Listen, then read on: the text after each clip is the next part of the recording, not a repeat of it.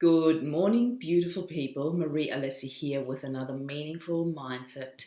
And today I would love to share with you something very personal, which is about a chain reaction of healing that had happened in my life. And it is actually something that happened a few years back.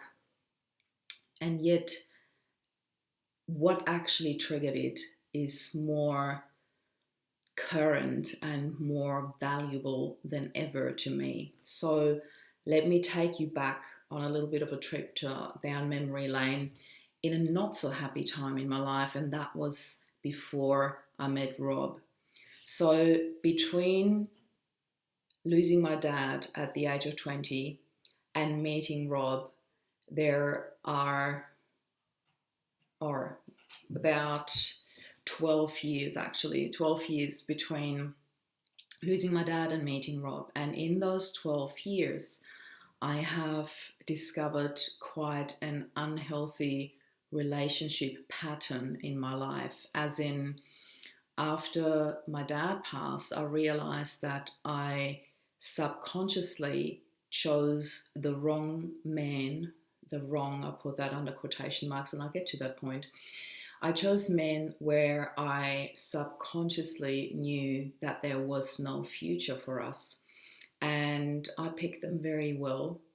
And along the way, I got hurt many times because I was always hoping and looking for this Prince Charming and always fell for the wrong man. And it took me years of therapy actually after my dad passed to dig deep down into my childhood, into what caused certain things in my life, certain behaviors, certain fears. And literally after like 10 years of therapy, I looked back and realized that that's what had happened. I chose these wrong men in my life to already kind of know that there is no future, so there wouldn't have be that huge pain of losing them that I felt when my dad passed, which is very weird. And I'm not sure if anybody can actually understand that. If you do, please send me some love, send me I get it, because this really took me years of therapy to actually understand what my subconscious was doing there. That I was, thank you so much for the love, that I was choosing men based on not having to go through this extreme pain that I felt when my dad passed. And it didn't make sense to me at all. That all happened on subconscious level back then. And I literally felt like, why on earth am I always so unlucky? So I was full on in victim mode for many years, thinking that the right man is just not out there for me. And I remember at one really, really late night, we partied all night. I talked to my very best friend about it, and I remember asking or saying to him, maybe, maybe I'm just expecting too much. Maybe what I'm looking for isn't even out there. And he looked at me and said, don't you ever, ever lower your standards for a man. The right man is out there for you. You just got to keep believing and visualizing. He didn't use those words. I'm putting that in there as my coaching lingo now, but he kept saying, just believe in it and he will come. And then years later, I moved to Australia, and literally 10 months after I moved there, I met Rob. And I still remember when the girl that I had a girls' night out with, somebody I got on with really, really well, met her at the karaoke bar. There were always lots of us every Thursday night. One of my friends dragged me there all the time because she loved singing. And one night I met Catherine there, and we had one of those girls' night out. And I said, it would be nice to meet a nice man for a change, because the guys that were trying to talk to me were always a lot younger than me, and I always looked a lot younger than I am. Lucky me. And she said, oh, I know a nice man. I'm like, yeah, Catherine, that's what they all say. But she's like, no, I'm serious. And she kept telling me about this man, and I thought, okay, that sounds way too good to be true. Where's the catch? And she said, there is no catch. And she told me about Rob. And I thought, wow, he sounds too good to be true. And literally, when I met Rob, I realized that she was right with every single word she said about him. He was really so much more than I ever hoped for. So he didn't only just tick all the boxes that I was hoping for, he was a lot more. And it made me smile because it made me think back of my best friend's words, Christian, when he said to me, keep believing the right man is out there for you. So, as all of you know, Rob and I started a family. And, we went through the whole romantic thing, dating, falling in love, getting married, starting a family, bought a house in between there as well. The point that I want to get to, and this is the very reason why I'm doing this video today and why I'm sharing this very personal story of mine, is one night I sat on Flynn's bed, my older son. He was maybe 5 or 6 at the time, and I read him a bedtime story. That book was sent to me from Austria. It's called Die kleine Seele, which is the little soul. The book is by Neale Donald Walsch. Who of you knows Neale Donald Walsch, or who doesn't really?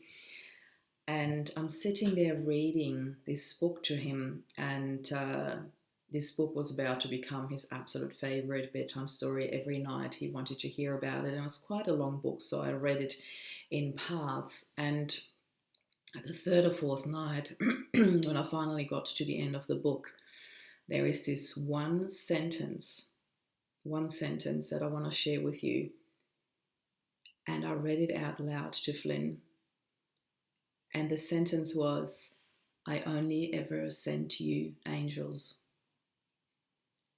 And it literally felt like time standing still, clocks turning around like Alice in Wonderland. And it triggered this chain reaction of healing all my past unhappy, unlucky relationships in my life, because in an instant, just by reading that out loud, I had this epiphany that every single one of them was sent to me for me to learn something, for me to build strength and resilience, and to start believing in me, to start focusing on what I want. Every single one of them brought a lesson into my life, a lesson of letting go, of coming home to self, of letting go of being a victim. I chose to be in these relationships. The reason why I was still buried for a really long time, and it took me a long time to work through that, and also to understand how my mind worked, how my subconscious mind worked. Like, when I did the training to become a coach over a decade ago, I started off my journey into self-development. I started my training to become a coach. I learned everything there is, or a lot, about subconscious mind and conscious mind, and how we work and how our subconscious mind actually drives us. And this epiphany I'll never forget, because at that time when I was reading that story to Flynn, I had already done the majority of my training, and I could fully understand what was going on, what was happening in my subconscious mind back then and now. And literally, with this one sentence, I only ever sent you angels, I could accept and love everything that happened in my life. I had already been a strong believer of everything in life happens for you, not to you. So I took the victimhood mentality out of it. And what happens when you do that is you put yourself into a state of learning, of opening your heart and mind to what is. And now that we're talking about Neale Donald Walsch, if we want to throw a little bit of Katie Byron in the mix, the loving what is, when you get to that stage of loving what is, that is the one thing I always talk about. If you can really accept everything that happens in your life as something that is happening for you, even when it's painful, mostly when it's painful, it's even a stronger learning. So when you get to the point where you can address anything and everything in your life as something that happens for you and look at it as, what can I learn from this?